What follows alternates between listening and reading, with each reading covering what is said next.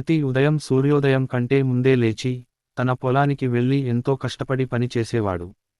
వర్షం పడినా, ఎండ మండినా అతను తన పనిని ఆపేవాడు కాదు. రామయ్యకు భార్య లక్ష్మి, 2 పిల్లలు ఉన్నారు. కుటుంబం చిన్నదైనా, వారి ఆశలు పెద్దవి. పిల్లలు చదివి మంచి ఉద్యోగాలు సంపాదించాలని రామయ్య కలలు కనేవాడు. అందుకే తన కష్టార్జిత సంపాదనలో కొంత భాగాన్ని పిల్లల చదువుకే వెచ్చించేవాడు.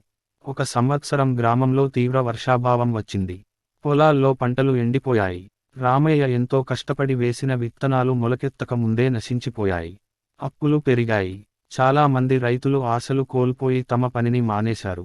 కానీ రామయ్య మాత్రం ధైర్యం కోల్పోలేదు.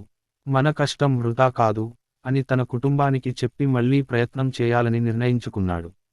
అతను కొత్త పద్ధతులు నేర్చుకోవడానికి సమీప పట్టణానికి వెళ్ళాడు. నీటి పొదుపు విధానాలు, ఆధునిక వ్యవసాయ పద్ధతులు గురించి తెలుసుకున్నాడు. గ్రామానికి తిరిగి వచ్చి వాటిని తన పొలంలో అమలు చేయడం ప్రారంభించాడు. కొన్ని నెలల తర్వాత వర్షాలు మళ్లీ కురిశాయి. ఈసారి రామయ్య జాగ్రత్తగా పంటలు వేశాడు. అతను నేర్చుకున్న పద్ధతుల వల్ల నీటిని సరిగ్గా వినియోగించగలిగాడు. పంటలు బాగా పండాయి. గ్రామంలోని ఇతర రైతులు ఆశ్చర్యపోయారు. రామయ్య విజయం వారికి ప్రేరణగా మారింది.